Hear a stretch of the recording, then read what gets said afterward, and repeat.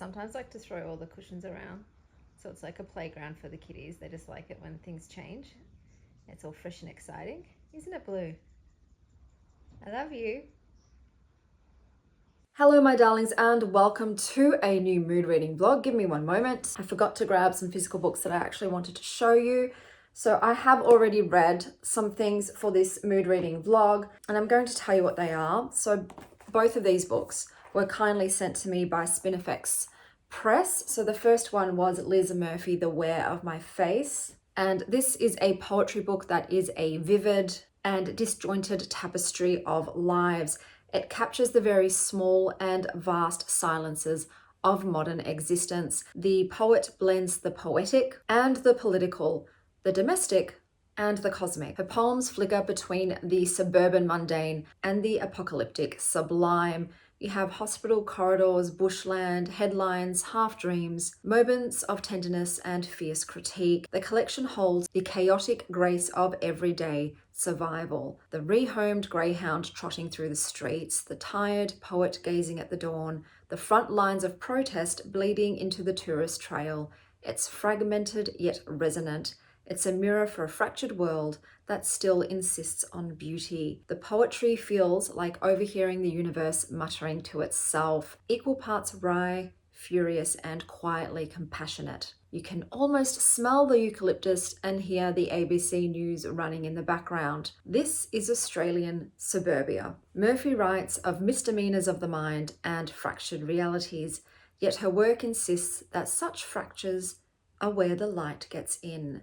I will read you a poem from the book. Let me just pick a random one. Okay, that's a coronavirus poem. Let's not do that, hey? We tried to tell him, that little red pea-plater with the black roof racks, that his wallet, iPad, fell off the roof as he veered off in the direction of Gundagai, Melbourne. He was going at a pace, but we got level with him without blocking traffic. Well, until that car sitting in the right lane caught up. Beeped and beeped and beeped, windows down to shout to him. His aqua t-shirt, his fresh haircut, pink neck, blondish or brownish. It's lying in the middle of the road before the McDonald's roundabout.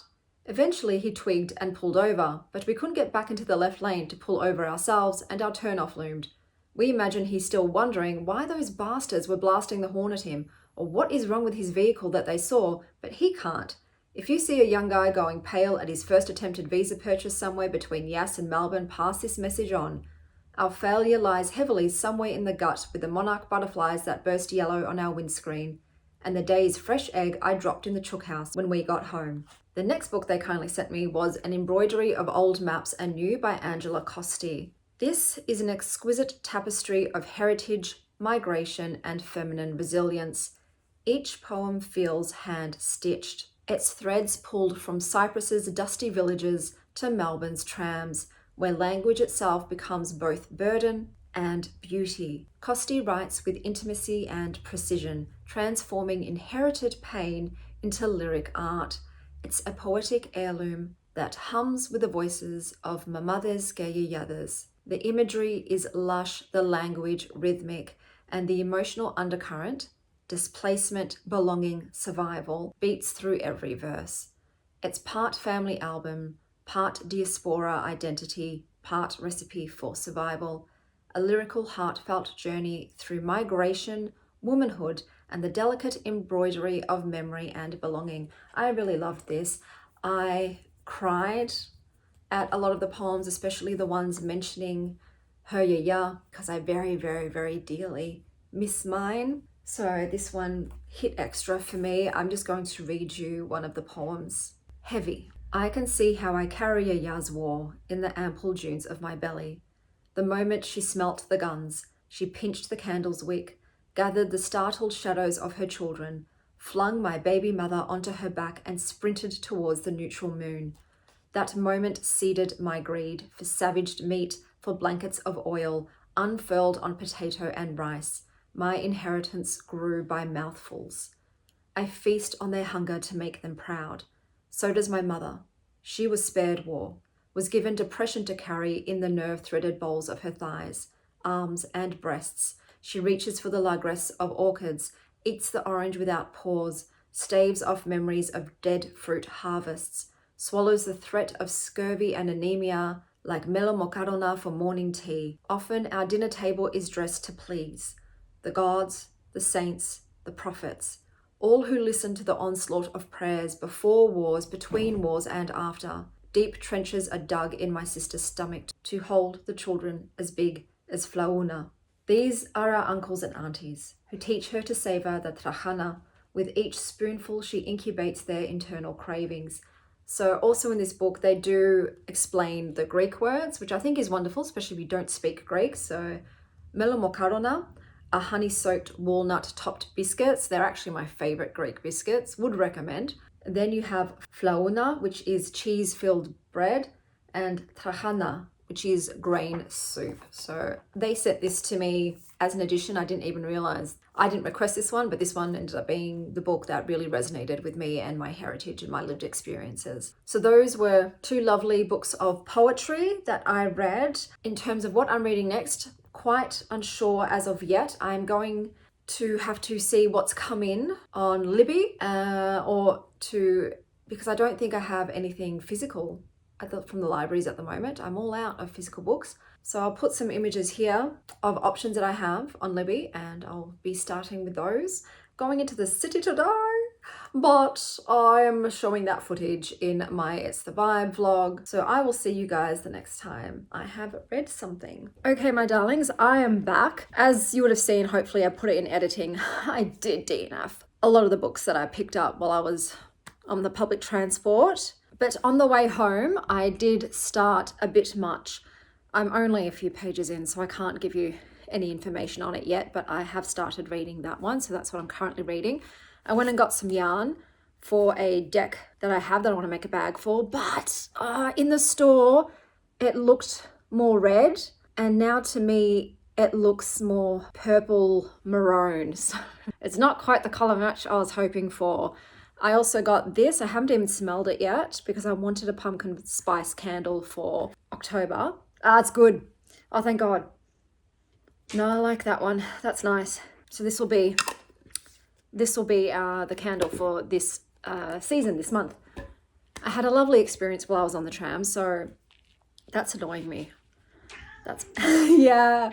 So I was on the tram, and I just have to say, I hate to call out my fellow Melburnians, but a lot of y'all are fair vaders, man. A lot of y'all, almost, I would say maybe 10% of us actually touched on with our passes on the tram. A lot of people do not bother. But while I was on the tram, a lady came on, and it seemed that she was under the influence of something.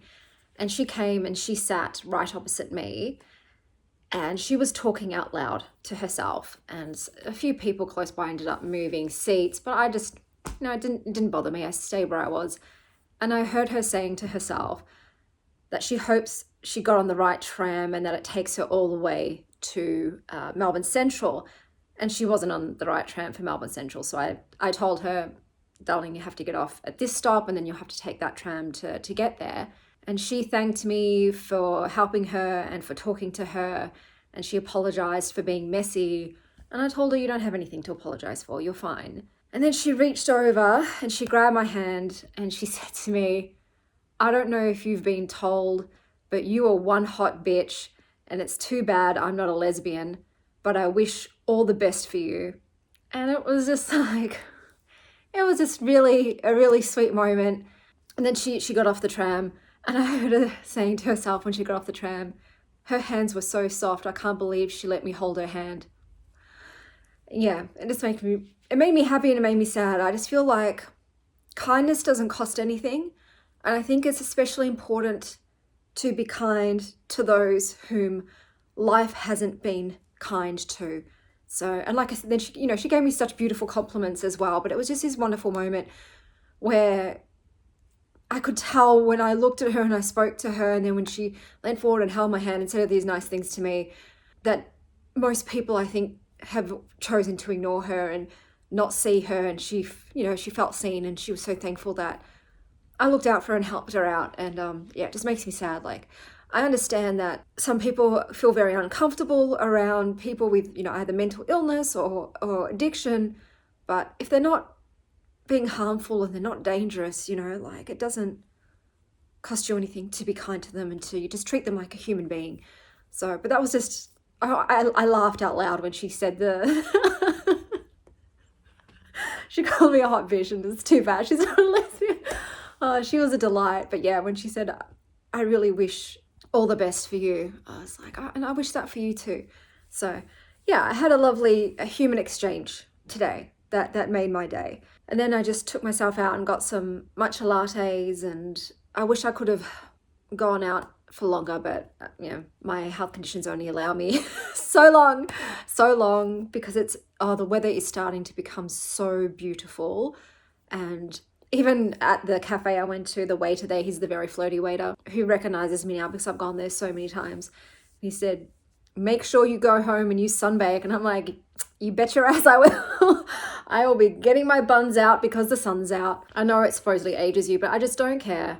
You know, I'm not afraid of some wrinkles, and I love the feeling of the sun on my human skin. And, you know, people say, oh, there's a chance for skin cancer. No, you know, I did have this beauty spot cut out of my face. I really miss that beauty spot. That's what that white spot is, because the doctors thought it might have been melanoma. It wasn't. But yeah, when they take spots out, they go deep and they go wide. You know, I only had a dot there, but they scooped it all out. It was fine. And if I'm destined to die by skin cancer, then that's it. We all die of something, you know. I've had cancer before, I beat it, and I'm not going to deny myself the pleasure of the feeling of warmth on my skin. Just because of fear, it could eventually harm me. You know, we're living in a poisonous world, my dudes. Everything is out there to harm us. Like, you know, when none of us are getting out of this experience alive, something will eventually kill us. So yeah, I'm indulging in that beautiful human sensation of sunshine on the skin because it makes me so happy. Plus it helps my health conditions. The vitamin D, natural, not artificial for some reason. The synthetic version in supplements doesn't take for me, but sitting in the sunshine does boost it. And the more vitamin D I have, the better my autoimmune conditions. So that is my vice. I guess some people smoke or drink soda or whatever. During the sunny seasons, I like to lie out in the sun for an hour. But I will touch base with you guys. Oh, I think I went a bit dark with this lipstick. I think I need to go lighter next time. But yeah, I'll check in with you once I've read a bit more of A Little Much. I like the cover art for this book.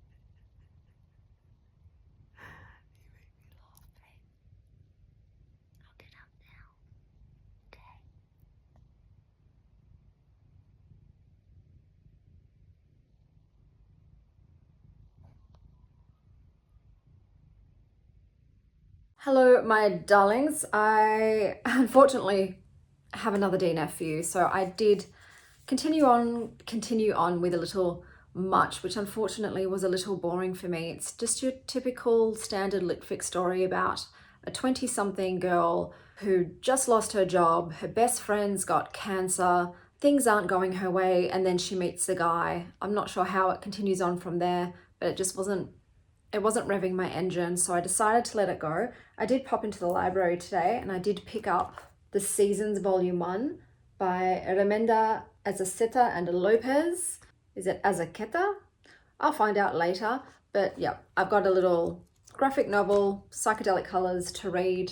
It's a cool cover with hot babes on the front. I also got my edition of Silver Cloak by L.K. Stephen. Unfortunately, mine came with black marks on the sprayed edges, so I've emailed them because that kind of sucks, and I'm going to see if they can send me another copy because I would like my copy not to be marked, because this isn't from Amazon, it's from a bookstore. It's also got that on the back, and that is on the side, and then we've got full color maps on the front, which I think is absolutely gorgeous, and I think it's the same on the back. Yep. But I am happy to have a copy. Hopefully they send me another one. If not, it is what it is. I think that's everything that I have to update you on, so I will touch base with you guys once I have read this or something else. I could also read something else. We'll see what comes in at the library. She's gonna knock it down now. How in the heck did you just do that? I know. She's gonna I'm try. gonna go again. This is so cute. I think Nova wishes she was a human. Oh my gosh. That is so cute. This is so cute. She's gonna try this one out.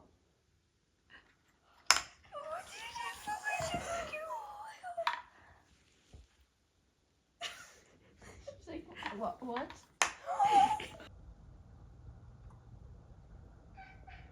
Yes, it's a big raven. Oh, he's taking the whole apple. So my ex-boyfriend hung up his gardening gloves and he's gone into the baking business. So he's just given me all of these pastries that he's baked. Hey guys! It has been over a week since I last filmed because I have DNF'd every single book that I've picked up. I think it's somewhat around 20 books that I picked up, read 50 to 100 pages of, and was like, nope, this is not gripping me. I am not invested. My attention has not been captured. DNF. And it was very demoralizing to go through that many books without finding one. I started to question my own ability to pick a book that I was interested in. It was really stressing me out. The last one I DNF'd, I'm not going to go through all 20, guys. Like, be for real right now. But the last one I DNF'd was Blood Moon by Brittany S. Lewis. This was essentially a Twilight facsimile, and it had a character named Seven. Seven Costanza. Yeah, couldn't do it. So I DNF'd my little heart out until I found one that stuck. And that, my friends, is, if you're seeing this, it's meant for you, by Lee Stein. This is about a 39-year-old millennial woman who gets dumped via a Reddit post. Ouch. And then loses her sanity to the algorithm after she joins a haunted hype house that is run by a man who peaked in 2003. It's giving satirical litfic, social media gothic, millennial existential mystery. The gist of it is she's working as a social media manager of all of the content creators that are in their house, trying to increase engagement and their subscribers. At the same time, there's this overarching mystery of a previous content creator who was there, who was a tarot social media star, who has gone missing. There was some ominous videos she posted before her disappearance. So that's why there's a bit of that sort of mystery that's hanging around, like an internet ghost haunting the dilapidated former Hollywood house. At the moment, I'm enjoying it. Yes, it's heavy with the pop culture references. I'm someone who doesn't mind that at all. Normally, I hate social media stuff. You know I do. But the way this is done, it's entertaining for me. I'm able to get past all the talk of sponsorships and posting and all that sort of stuff. I can just look past it because I'm interested in the character. I like the writing style, and it's just very easy to read. And I'm kind of interested to see what happened to Tarot Lady. So I am enjoying it. Oh, she's also got a rabbit named Owen Wilson, which I thought was so cute. It's so cute. So I'm currently reading that. I'm about 40 pages in. So we'll see how we go. I'm pretty sure it's one I will finish. Besides that, life news, I had a week of unexpected expenses, which is so much fun. So good news, V made the soccer team. Yay. She's in the under 15s league. Found out that it's going to cost me $1,500 for a 1-year membership. I kind of feel like I'm being shaken down by the girls' sporting league.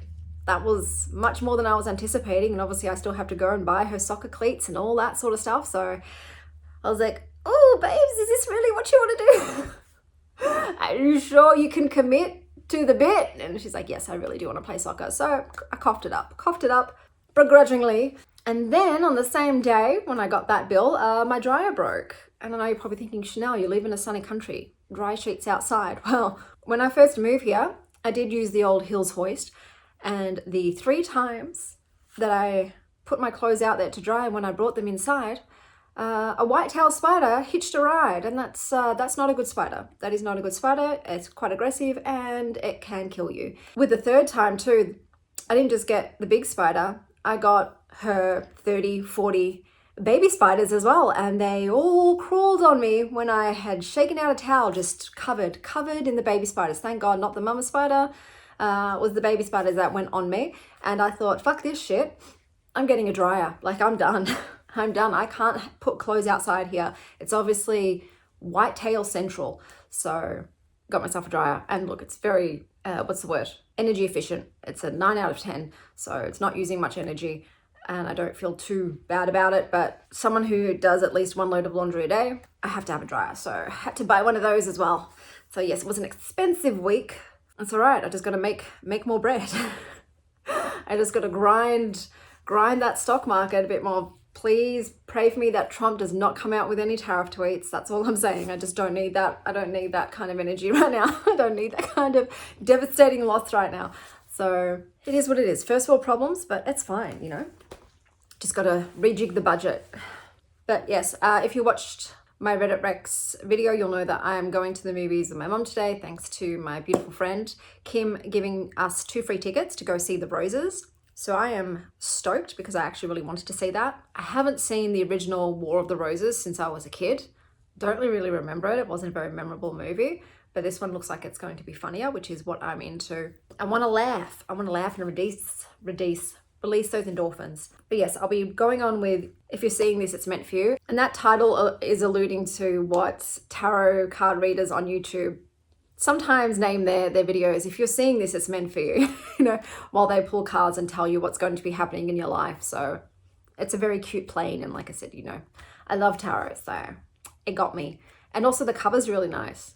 I really like the cover. It's one of my favorite types of covers. Besides that, no idea what I'm going to pick up. I don't have any physical, so I can check Libby to see what I've got audio or ebook wise. This is an ebook itself. So I normally like to have a physical book. I might wait and just read this first. Sometimes I dual read. I'll read physical during the day, ebook at night, audio when I'm out and about. But at the moment, I've just got this, so I'm just going to read this, and then hopefully something will come in the library physically, so I can add that in as well. You know, and you can't predict when stuff comes in. Some people return things early. Some people hold on to books far longer than they should, and sometimes the library just doesn't process new books that quickly. So we'll see. It's going to be a mystery what the final 2 books of this reading vlog end up being. But I'll touch base with you guys once I've read some more, and hopefully it's not a week later. Is that where you were? You were in the couch cover. Did you have fun? Were you cozy? Birdie? Good morning, my darlings. I have read a book, so let me tell you. So yes, I did finally finish one. So I was reading If You're Seeing This, It's Meant For You by Lee Stein. So this ended up being an intersection between content creation and self-destruction. It did read like a modern gothic thriller written by the Instagram Explore page. It was part satire, part cringe, and feeling very YA. So Dana, our main character, ended up becoming the middle-aged dead mother of a failing influencer mansion. And what starts as an ironic comeback quest turned into a surreal mystery about parasocial love, online spirituality, and the attention economy's black hole. Our missing tarot girl, Becca, was haunting every digital corner like a ghost generated by engagement metrics. It was eerie, kind of funny, and uncomfy. A literary funhouse mirror for everyone who's ever doom scrolled and thought, maybe I could go viral too. Unfortunately, my enjoyment of this did plummet quite a bit. It just felt very YA to me, with all of the drama between the young 20-year-olds that were in the house. A 39-year-old also was acting kind of hella immature. There ended up being a 3-way romance that didn't feel authentic to me. The relationships in it in general just felt very forced. It also ended up being tamer than I thought it was going to be. There was this, at the start, a sort of ominous edge to it, but the mystery, as it were, I don't know. It did go down conventional gothic routes, but I don't know. It leaned more mental illness than paranormal, and it just, the pacing was just off. Just the way it all came together. The ending felt rushed as well. And then we're left with this magical realism, ambiguous ending that I was like, what? What is this? What is going on? So I really wanted to love this more than I ended up loving it. Look, the cover really is pretty. And unfortunately, the social media stuff did end up getting on my nerves at the end of it. I'm like, all right, now I'm getting kind of sick and tired of it. So yeah, it just, I don't know, it didn't do what I was hoping it would do, but it was an okay read. And then, oh, I watched The Roses at the cinema. So I decided to give that a 3.5. It was fine. It wasn't as funny as the trailer made it out to be. It was actually really fucking depressing. It was a very toxic relationship. That's what the Roses is about. But this one, yeah, it got to the point where when he asked for a divorce and she refused to let him go, and then things escalated to an insane level, I just got really frustrated. I'm like, just let him go, bro. He doesn't want to be in the marriage anymore. Your kids are asking you, please get divorced. It's better if you are. It's been a hellhole being in our family with the both of you just sniping at each other 24/7. Yeah, and it was like, I don't like watching relationship drama stuff. So that's what it ended up becoming more of rather than a comedy. And just the attempts at comedy with the American friends just felt unwelcome. It wasn't funny and it was repeated. It's like, okay, we get the joke. It's getting a bit old now. But yeah, like I said, free tickets, so can't complain. Then I picked up Play Nice by Rachel Harrison. So this is about 3 sisters who have to reconvene at their former demonic possessed house after their mother's death. And it's like less haunted house story and more sibling bickering and drama. And once again, that's just something I really don't like. Something I like even less than relationship drama is family drama. I just don't want to spend my precious life hours reading about fictional family feuds. So I did end up DNFing this. And I have the same pet peeve as Jan in that the main character, who is old, who's not a teenager, sticks her tongue out at people. I don't know why, but that just feels so juvenile and unbelievable to me. I don't know any adult who sticks their tongue out at people. I think that's the issue, that we just don't do that anymore. Maybe in other countries or cultures they still do, but here no one sticks their tongue out pretty much after the age of 6. So that just gave me the ick. So yeah, DNF'd it. And then I got really lucky. Remember how I was saying, oh, I hope some stuff comes in. Stuff came in. So on Libby alone, I've got like 10 options, and the library's got some books, so I might go and pick those up today. So it's hard to choose, you know. Once again, I've got so many options and only 3 weeks to get through them. Which one do I start with? So I'm starting with To Clutch a Razor by Veronica Roth because it's a sequel. And I gave the first book 4.5 stars. It's based on Slavic folklore, so I will tell you more about that once I read it, obviously keeping in mind that it's a sequel. So I can't tell you too much about the plot, but I am looking forward to that one. And we'll see what else I end up picking up for this vlog. Today I'm going to the doctor's to get some more blood tests done. I just feel like a pincushion at this point, so I'm doing that. I just realized I'm not going to be able to roll my sleeve up in this dress. I'm going to have to change and then come back home and then change. Yep, okay, thank God I realized that before I went. That would have been embarrassing, having to get naked. So I've got that, and I've got my best friend Kate's 40th birthday. So I'm meeting her and some other people for brunch, and then hopefully a library visit. And that's on the agenda for today, but I will touch base with you guys later on.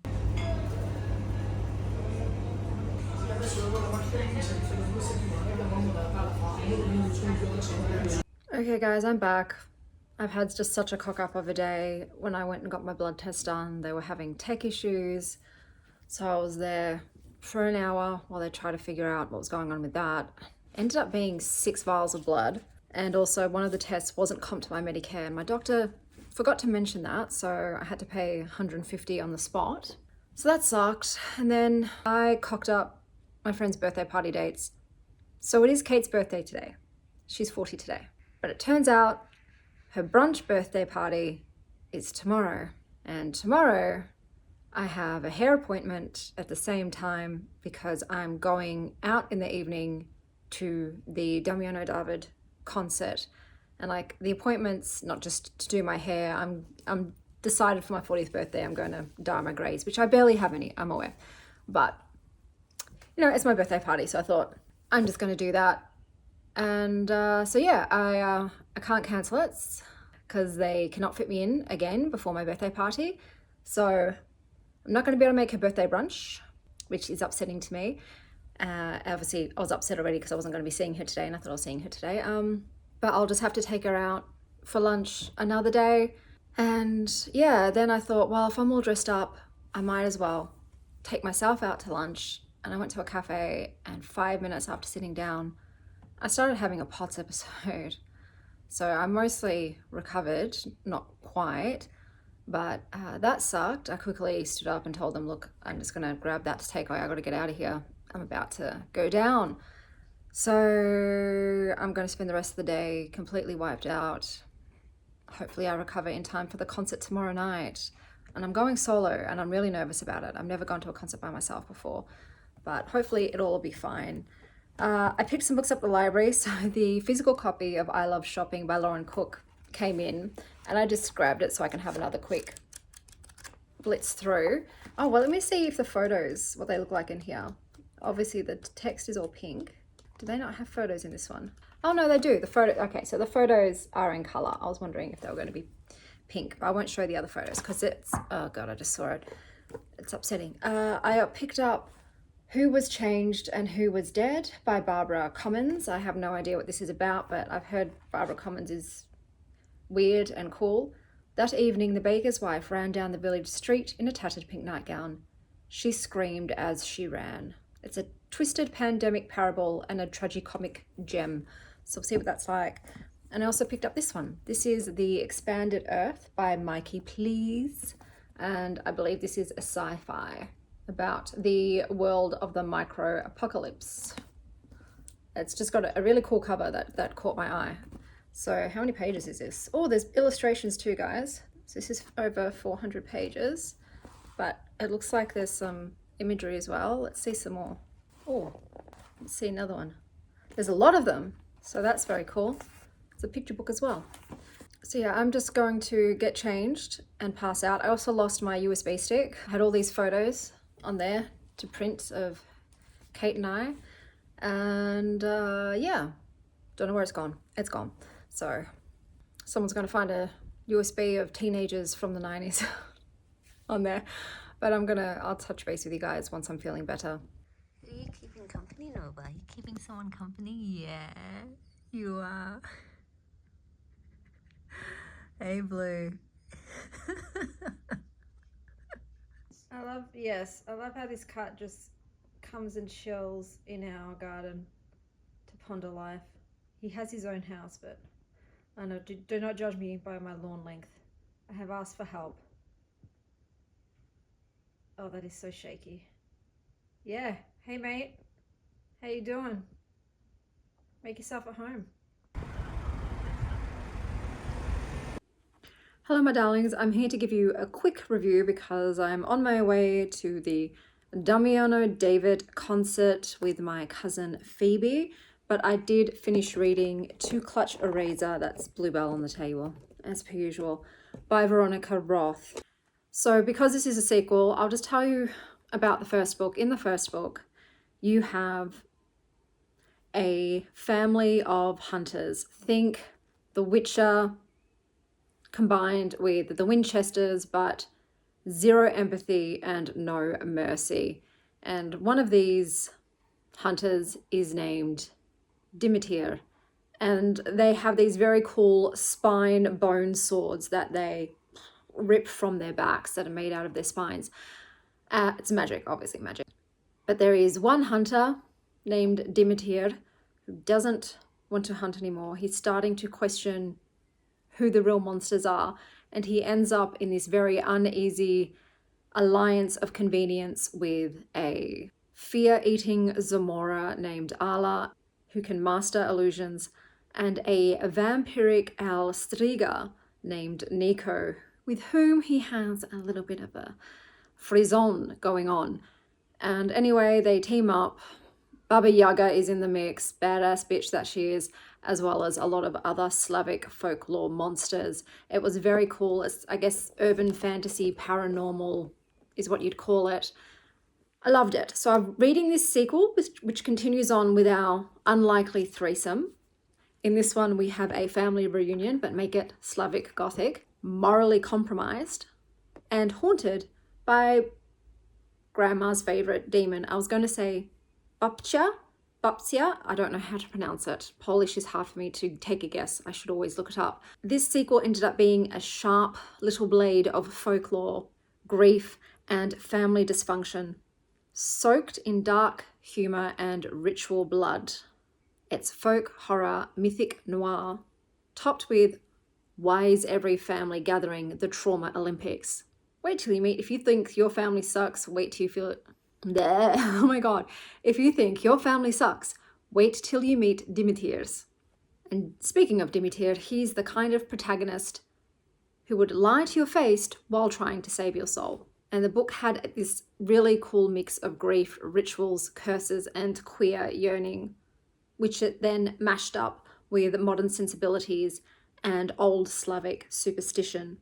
It's about guilt, inheritance, and how sometimes the monster under your bed shares your last name. I loved it. I thought it was fantastic. Once again, another great installment in the series. If there is going to be a third, which I feel there might be, I will definitely pick it up and read it. So that was a fun, quick read. I do have a bit of a soft spot for Slavic folklore and mythology, so that was also in its favor. The next book that I'm going to pick up, or I have picked up while I was at the hairdressers, it is We Love You, Bunny by Mona Awad. Now this is a sequel prequel, so I won't tell you about the plot in this one, but the plot in the first one was there was a group of 4 girls called the Bunnies, and they were part of an exclusive prestige MFA at a university, and there was a 5th member that made it into that course, and that was Sam. And Sam was a bit of an odd duck. They describe her basically as Violet from The Incredibles. And the bunnies in the first book, they ended up taking her under their swan wing and tried to indoctrinate her into the group. It was giving cult vibes, and then shit went down. Things got hella fever dreamy. So I'm getting distracted by my own underboob. I didn't actually love the first book. It was too what the fuck is going on for me. But I did want to give the second one a try. I don't know, I'm a glutton for punishment sometimes, a bit of a masochist. But this one had cool sprayed edges, and it was a cheap edition, so I thought, why not? It's come into the library, so I'm reading it there. I'm going to say I'm not loving it. Normally I would have put a book down at this point, but I went to read some reviews. I always double check before I decide to a book, and people saying it pays off in the end. The first part is a slog to get through because the way that they've structured it is that we've got the bunnies who weren't impressed with the book Sam wrote about them in the first book, and they're giving their side of things. And the issue is that all the bunnies sound very similar. It's done in second person POV, so they're talking to you and you are Sam. And just the way oh my God, the repetitive use of the word bunny and the repetitive way that they repeat each other, they all parrot each other. It's very hive mind, which is not something that I particularly love. But as I was saying, it feels overwritten. It's not fun. This book is over 500 pages. I'm already telling you now that this definitely should have been cut way down. We did not need each of these bunnies POVs to go as long as they did, especially because they're rehashing stuff that happened in the first book, which we've already read. Haven't we, Bunny? Yes, Bunny.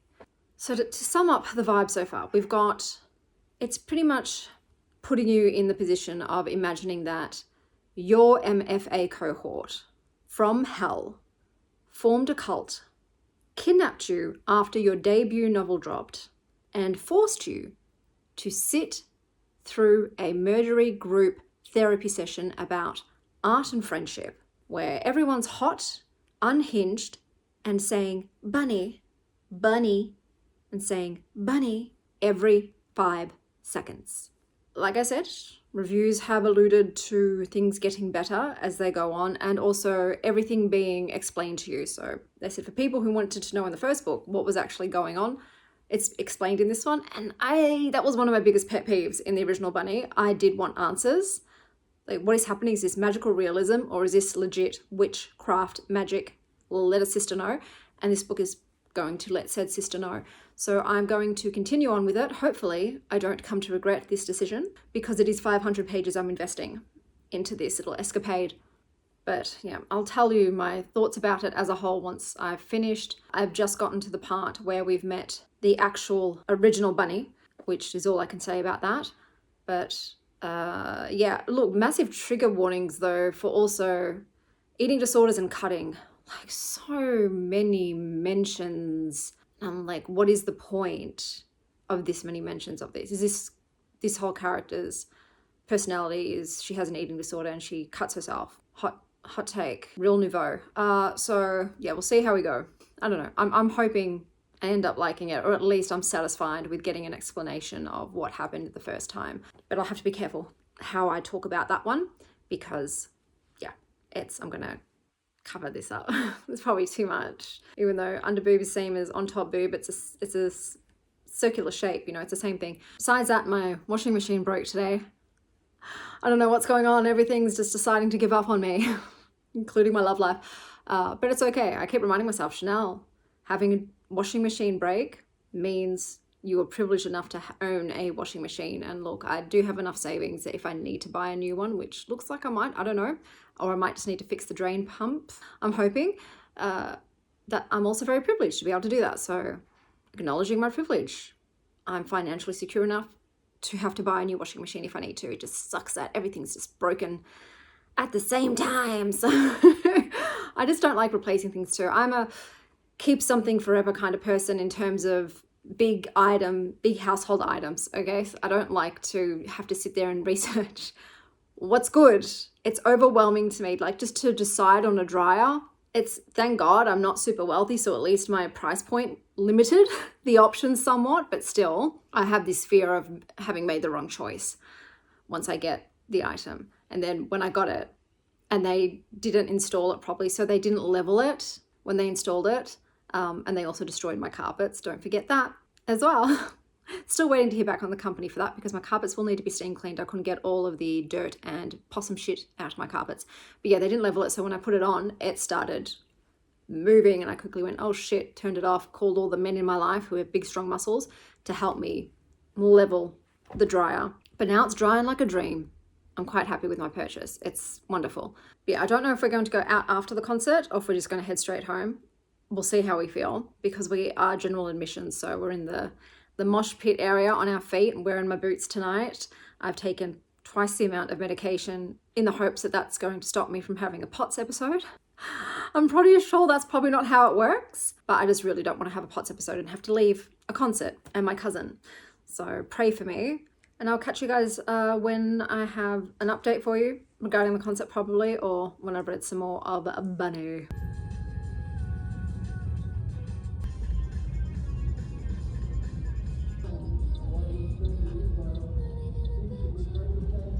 Their career when this support becomes an issue for them. That's a privilege that's not enjoyed by past.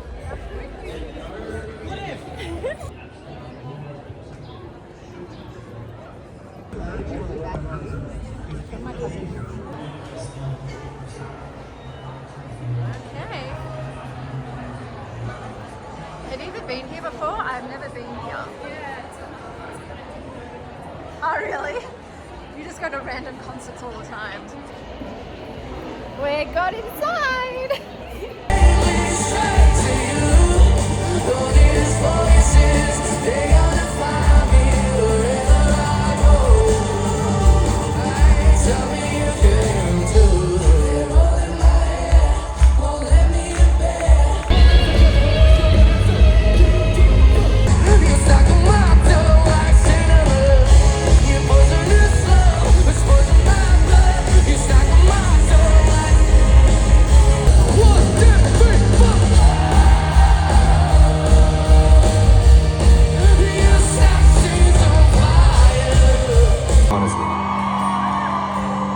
But then one day something inside of me broke, and I wasn't really enjoying it anymore. I didn't enjoy always being far away from home, and I was not really inspired. And so I took some time, almost a year, and I wrote a lot of songs. I wrote almost 75 songs. And I made a record. And this record taught me something. This record taught me that the reason I was sad is that I was basically living someone else's life. Everything was perfect, but was not my idea of perfection. And so I wrote a song about it. I wrote a song that talks about being stuck in someone else's dream and the idea of running away from it. So ladies and gentlemen, I really hope you enjoy Perfect Life.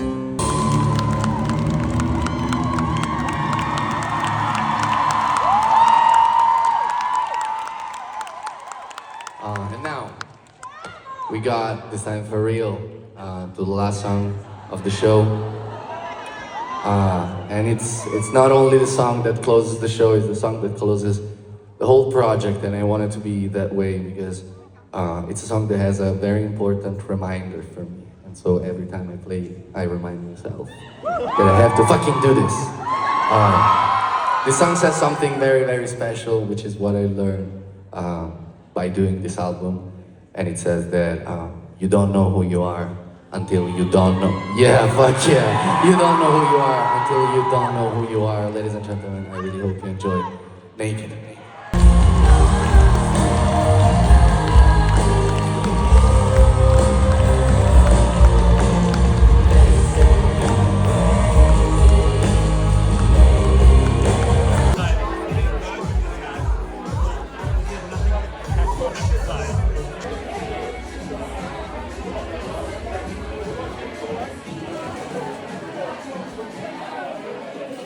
Hello my darlings, good morning. I thought I would give you an update of yesterday's events. So got to the venue at the Forum and the line to get in was 3 blocks, 3 blocks away. So it took about half an hour of lining up before we were in the venue. I've never been to the Forum before. What's the word to describe it? I guess, I know, a bit kitsch, bit theatrical. It has Roman or Greek god statues and a fake blue starry sky. It was very interesting. I will say though that the audio quality there was not great. Everything came across as sounding very tinny and the reverberation was so extreme. I was feeling it in my throat. So I think any concerts I go to, I will be bringing some kind of ear protection because that was rough. What wasn't rough was being able to look at Damiano David. I'm sorry, I hate to objectify, but that is one of the most beautiful men I've ever seen in my entire life. Both him and his girlfriend Dove Cameron are my type, both. But my God, it was so, I've never seen a celebrity that I find physically attractive before in person. And that was my first time experiencing that. And I was just like, wow, they are very beautiful. What a beautiful human being. So with an amazing voice, very talented. I enjoyed myself, even though his solo stuff isn't my normal type of music genre. But he's an amazing singer, so it doesn't really matter what he sings. And I love his fashion sense as well, so that was a delight. But yeah, he was a sweetie. It was a lovely show, mostly women and some gay men. That would be the main demographic, I would say, for his audience there that night. Unfortunately, my cousin and I got separated at one point when she needed to go to the bathroom. She couldn't find her way back in to the mosh pit, so we got separated, but we found each other afterwards. And then we went to Bar Bambi, which is like, it's a restaurant by day and then nightclub by night. I feel like I have a hair. Nope, that was just phantom hair. It was very loud also, so I am hearing impaired today. I'm very precious about my ear health. I don't wear headphones as much as possible, and I don't like having loud music because we have some members in our family that have gone deaf from repeated exposure to loud noises, so I'm very aware of that.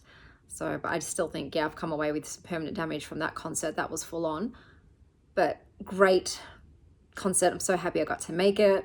I was so worried because I didn't make the Monoskin one, but I made that one. I'm not going to keep that dress. I've decided underboob isn't for me. I was just too paranoid all night. And I like top cleavage over under cleavage, so I'm going to sell that one because that was that was a bit of a pricey secondhand purchase, but I'm sure I can sell it on, and I do need to sell it on because this morning I woke up to my dishwasher flooding my kitchen. I don't know what's happened to me. I feel like someone's put the evil eye on me because my white goods have been cursed. They're all breaking. So yeah, I don't have the bandwidth to deal with the washing machine and the dishwasher today. I'm just not gonna wash clothes or wash dishes in those, and I will figure it out tomorrow. Just have to laugh. I just have to laugh and just, like I say, be thankful that I have savings for these unexpected occurrences. But I don't know, I might get a plumber in too. Maybe I've got plumbing issues because they're both water-based things and they're both flooded, so maybe my pipes are backed up. I don't know. I gotta figure it out. Hopefully I don't need to actually replace the appliances and it is just a piping issue. I just gotta figure it out, just Scooby-Doo it. I didn't read any more of Bunny yesterday, but because I was in the Ubers and taxis, I did listen to some books. I'll put them both up here. I DNF'd both of them. They just weren't for me. We've got Dark Romantasy and then Book of Prize about a middle-aged man getting divorced because his wife cheated on him.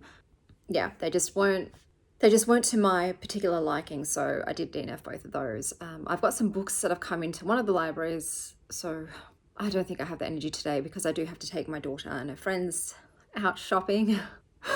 So that's going to take up whatever I have left in my tank today.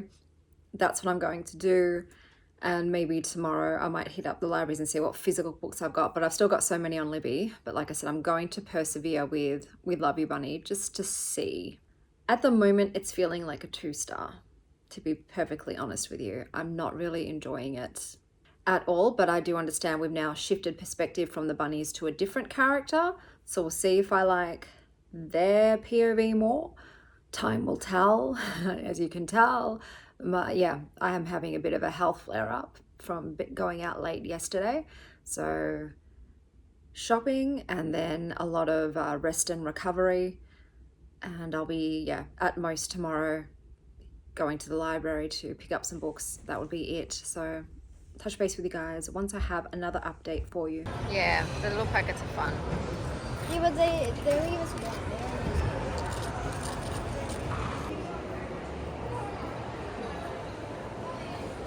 What'd you find? I know birthday card she gets Desi. Cute. Oh It is pretty cute. Alright, this is my lunch. Now you've got a blind box.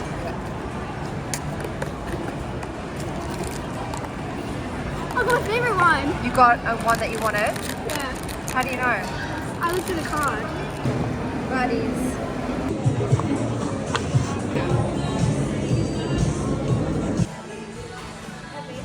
Yeah. They've got some Halloween stuff up. Which ones? These. Price though. I love mushrooms. Like how much is this cake? Oh, look at the cup. Razor always to get that robot. Razor, oh my god. Oh, is it bluey? It's Halloween Bluey. Halloween bluey. Oh, little water birds eating some apple. So cute. It's not much. The neighbour cut down the tree that they used to eat pollen from, so their main food source has been taken away. Good morning, lovely. So I had an eventful day yesterday. Got myself a pumpkin spice candle because the Lush one, I just wasn't really vibing with it, so I tried another one and we'll see how that goes. I've just lit it today. So I got a candle and I bought a NYX lip oil thing. I'm not really impressed with it, so I probably wouldn't buy it again. But otherwise, that was pretty much it for the things that I bought. Now, I did finish reading We Love You Bunny by Mona Awad, so I'll just give you a summary of what I feel like the book is meant to be about, and then I'll tell you my personal review. So for me, I think it is mostly about the monstrous intimacy of making art with others. It's what happens when writing becomes literal conjuring and friendship becomes possession. It's meta, manic, and weird. And I hated it. I hated it as a whole reading experience. So as you know, I was on part 2, Arius's POV chapter, and it was almost written like a kind of diary entry because he was addressing you, dear reader. The author made the choice to have Arius emote via numerous happy or sad emojis. And by the 100th happy or sad emoji, I wanted to take an axe to my own head. I found it painful to get through. The biggest gripe I have with this is the length. Dudes, it doesn't need to be this long. So after Arius, it would go back to the bunnies, who then narrated in a hive mind we, and then back to Arius and the bunnies. And it just kept going and going and going and going. And at this point, I'm seriously questioning whether editors still exist. And if they do, what are they doing? What are they doing? Is it not their job to tighten things up, to tell the author, hey, this is a bit long in the tooth, maybe does it need to be 500 pages? Like seriously, I think this could have been done in 250 max. I don't think it should have been done at all. I did not vibe with the stylistic choice of the way Mona Awad decided to portray the story in this one. It was just too much. And yes, I now understand if, you know, it was literal or magical in the first one. We get our answers for that, but I just don't care. There was also some really uncomfy sexual stuff in here. And I just like, what's the point? What was the point? The word fuck was also used a lot. I feel like I have gotten dumber after having read this. I feel like brain cells were killed in the process of reading this book. And that's a bummer because I know that one of my friends has bought me the sprayed edged edition because they asked me, what book do you want to read? Let me get you a birthday present. And back then I was like, well, I do want to read We Love Bunny. I didn't think I would get it this soon at the library. And it had a sprayed edge edition. It was only $25. So I did ask them to buy it for me. At least the sprayed edges are cute. You know, like I can put it on my bookshelf for decoration purposes, I guess. But yeah, I did hate this. So that was a bit of a bummer. And I really should not have pushed through. The payoff was not worth the slog. Unfortunately. But that is the end of this reading vlog. So let me sum up all the books I read in this vlog. We Love You Bunny by Mona Awad. A kidnapped novelist relives the deranged origins of her cultish MFA clique in this blood-stained fairy tale about creativity, envy, and the art of being eaten alive by your own story. If you're seeing this, it's meant for you by Lee Stein. An existential mystery about a woman trying to resurrect her career by managing a haunted hive house of influences and accidentally summoning the ghost of internet fame. The Wear of My Face by Liz Murphy. Where Suburbia Splinters, Poetry Glows. An Embroidery of Old Maps and New by Angela Costi. Yaya Outruns War. Mum Faces Tram Racism, and Angela stitches the whole family trauma into poetry. Embroidery, but make it generational healing couture. And my favourite read of this reading vlog was To Clutch a Razor by Veronica Roth, a folklore-soaked dark fantasy about grief, family secrets, and trying to outwit the monster that raised you. And because this is the final month of me doing perfume reviews, I thought I'd throw one into this mood reading vlog. So we have Clean Suede by Italie D'Orange, and this has aldehydes, lemon, birch, pine, pepper, suede, and vanilla.